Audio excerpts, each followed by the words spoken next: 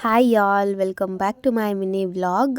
ನಾನು ಡಿಮಾರ್ಟಿಗೆ ಹೋಗಿದ್ದೆ. ಗಣೇಶ ಹಬ್ಬಕ್ಕೆ ಸ್ವಲ್ಪ ಗ್ರಾಸರೀಸ್ ಎಲ್ಲ ಶಾಪ್ ಮಾಡಬೇಕಿತ್ತು. ಸೊ ಹಾಗಾಗಿ ಶಾಪಿಂಗ್ ಎಲ್ಲ ಮುಗಿಸ್ಕೊಂಡು ಹೂವು ಎಲ್ಲ ತೊಗೊಳ್ಬೇಕಿತ್ತು. ನಾಳೆ ಗಣೇಶ ಹಬ್ಬ, ಹಾಗಾಗಿ ನೋಡ್ತಿದ್ದೀರಲ್ಲ ಎಷ್ಟು ಟ್ರಾಫಿಕ್ ಇದೆ ಅಂತ. ಟ್ರಾಫಿಕಲ್ಲಿ ಹೋಗೋ ಅಷ್ಟರಲ್ಲಿ ತಲೆನೋವೇ ಬಂದ್ಬಿಡ್ತು, ಅಷ್ಟು ಟ್ರಾಫಿಕ್ ಇತ್ತು ದೇವನಹಳ್ಳಿಯಲ್ಲಿ. ಬಿಕಾಸ್ ಹಬ್ಬಕ್ಕೆ ಸಂತೆ ಇತ್ತಲ್ವ, ಹಾಗಾಗಿ ಸರಿ ಅಂತ ಹೂವು ತೊಗೊಳಕ್ಕೆ ಹೋದ್ವಿ. ಹೂವು ರೇಟ್ ಕೇಳಿದ್ರೆ ಅಂತೂ ತಲೆ ಸುತ್ತು ಬಿದ್ದೋದ್ವಿ. ಅಷ್ಟು ರೇಟ್ ಹೇಳ್ತಾರೆ, ಕೆ ಜಿ 400 ರೂಪಾಯಿ ಹೇಳ್ತಾರೆ.